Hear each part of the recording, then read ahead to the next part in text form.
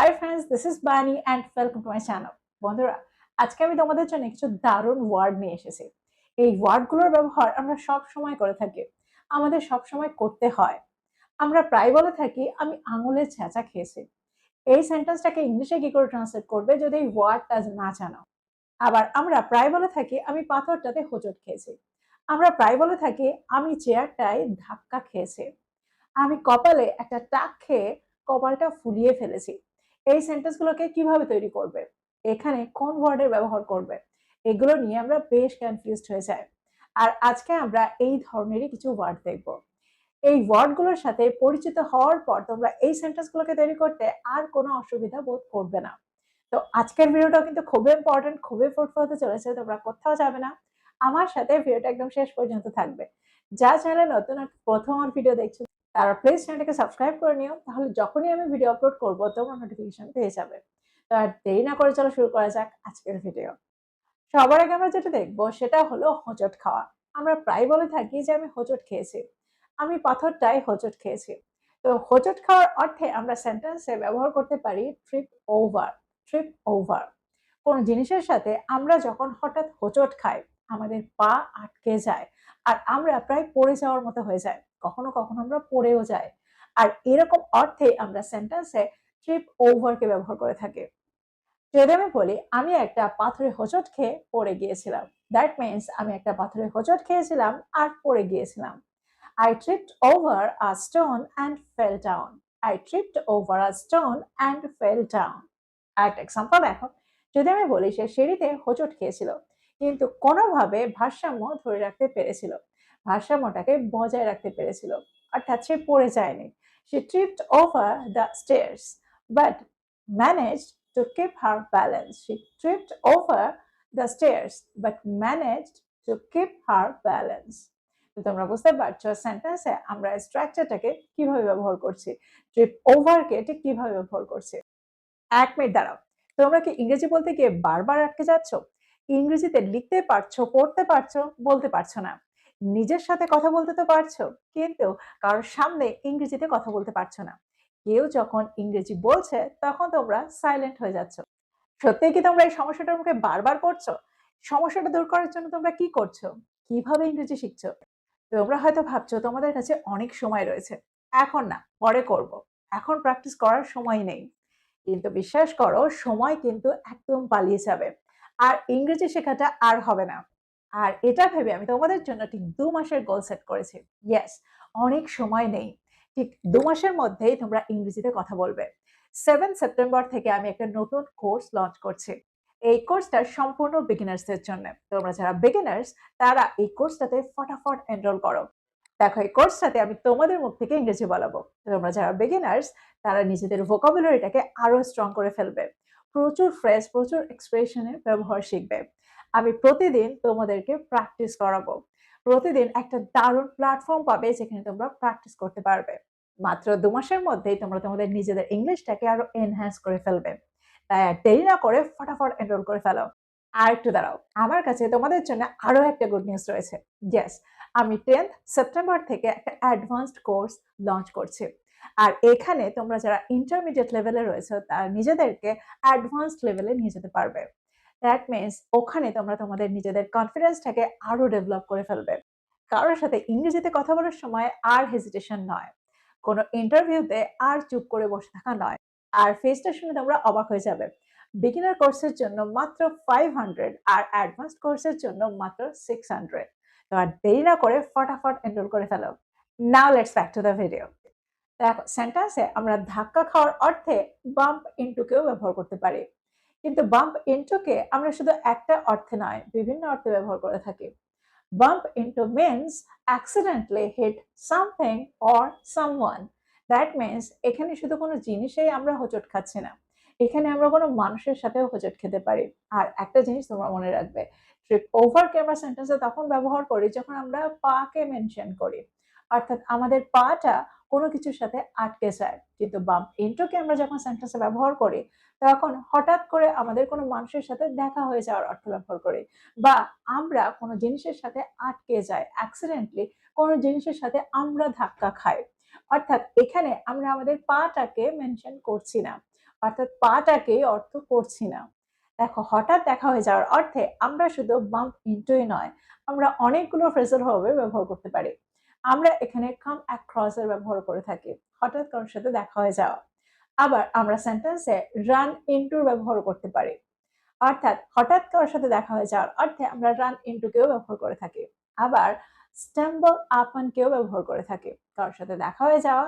I স্টাম্বলড আপন মাই old friend at the market, অর্থাৎ বাজারে আমি আমার পুরনো বন্ধুর সাথে হঠাৎ দেখা হয়ে গিয়েছিল।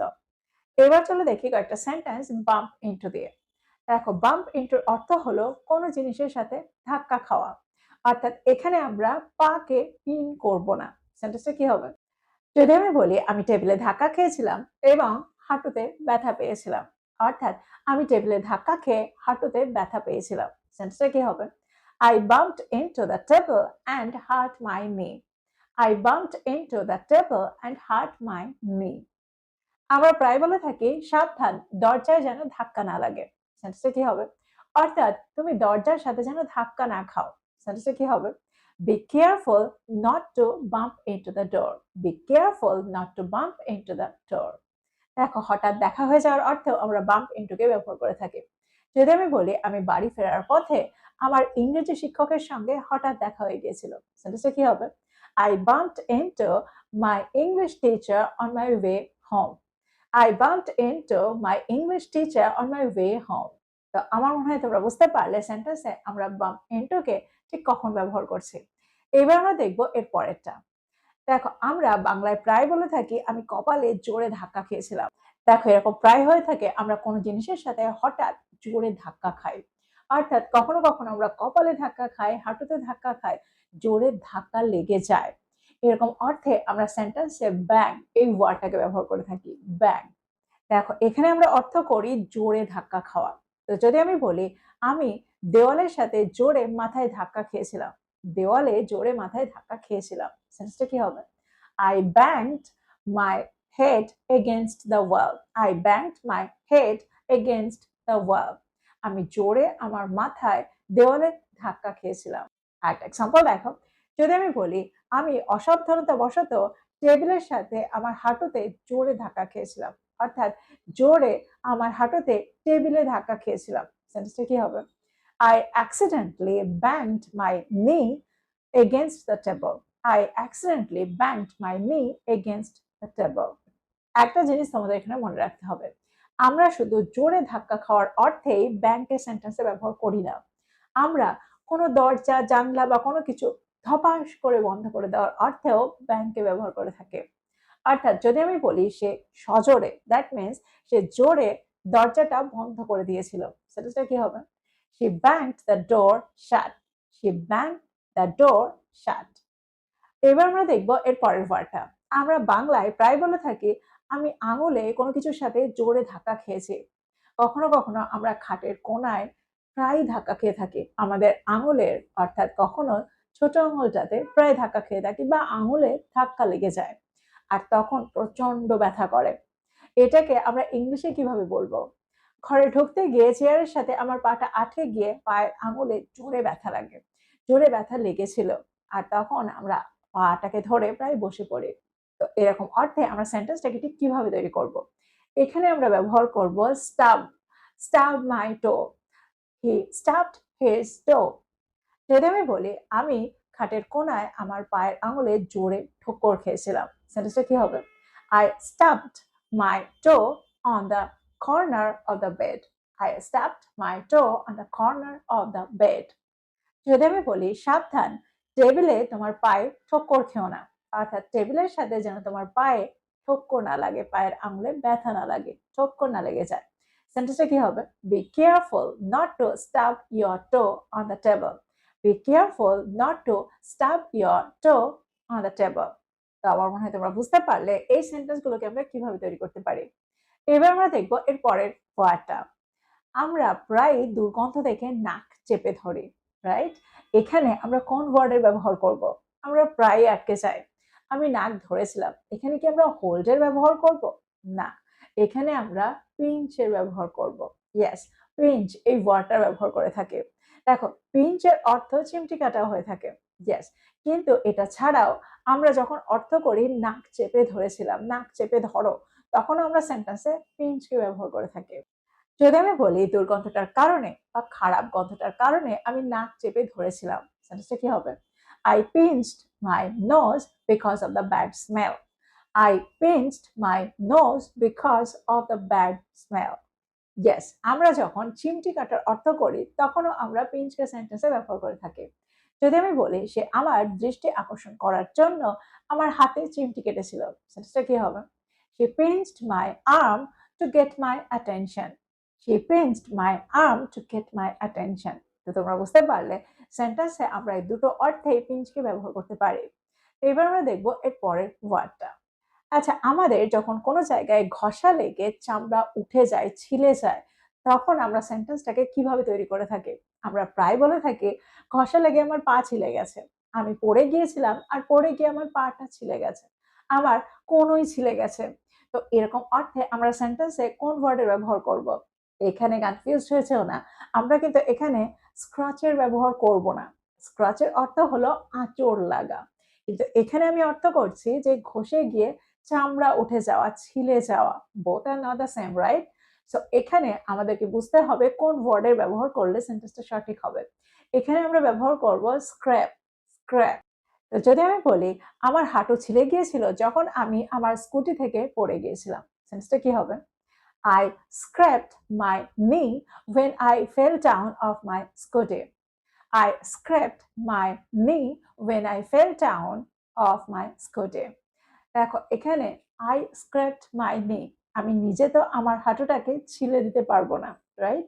কিন্তু এখানে আমরা বাংলায় যখন অর্থ করি আমার হাঁটু ছিলে গেছে, আমার হাঁটু ছিলে গিয়েছিল, তখন আমরা সেন্টেন্সে I scraped এরই ব্যবহার করে থাকি। I scraped my knee. This is the rule and you have to follow this rule. আর একটা এক্সাম্পল দেখো, পড়ে গিয়ে আমার হাঁটু ছিলে গিয়েছিল, প্রায় আমরা বলে থাকি, রাইট? তো এখানে আমরা সেন্টেন্সটাকে কিভাবে তৈরি করব? আমি পড়ে গিয়েছিলাম এবং আমার হাঁটু ছিলে গিয়েছিল। I fell down and scraped my knee. তো আমার মনে হয় তোমরা বুঝতে পারলে সেন্টেন্সে আমরা কখন scrape কে ব্যবহার করছি। এবার আমরা দেখব এর পরেরটা। পরেরটা হলো scab. Yes, পরেরটা হলো scab.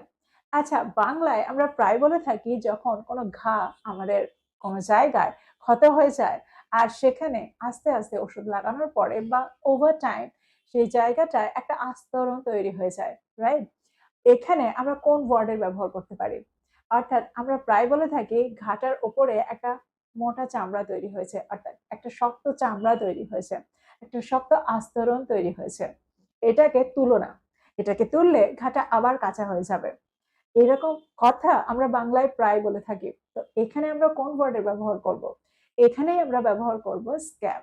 ইয়েস, ওই যে আস্তরণটা পড়ে, ওই যে মোটা আস্তরণটা পড়ে, এটাকেই আমরা বলে থাকি স্ক্যাব। যদি আমি বলি কাটার ওপর একটা আস্তরণ তৈরি হয়েছে, কোন একটা জায়গা হালকা কেটে গেলেও তার উপর একটা আস্তরণ তৈরি হয়, তো সেন্টেন্সটা কি হবে? A scab has formed over the cut. A scab has formed over the cut. আরেকটা এক্সাম্পল দেখো, যদি আমি বলি ক্ষতের ওপরের আস্তরণটা তুলো না, সেন্টেন্সটা কি হবে? অর্থাৎ এখানে যখন ইচিং হয় তখন আমরা ওই আস্তরণটাকে আস্তে আস্তে উঠিয়ে ফেলার চেষ্টা করি। আর এখানেই প্রায় বলে থাকে, অনেকেই বলে থাকে যে আস্তরণটা তুলো না, ওটা এমনিই উঠে যাবে। সেন্টেন্সটা কি হবে? Don't pick at the scab. Don't pick at the scab. এখানে আমরা বলবো না don't pick up the scab, no, এখানে আমরা বলবো don't pick at the scab. পরের সেন্টেন্সটা দেখো, যদি আমি বলি ক্ষতের আস্তরণটা নিজে থেকেই পড়ে গিয়েছিল, সেন্টেন্সটা কি হবে? The scab fail of on its own. The scab fail of on its own. আমরা প্রায় বলে থাকি ক্ষতের আস্তরণটা নিজে থেকেই পড়ে গিয়েছিল, সেন্টেন্সটা কি হবে? The scab fail of on its own.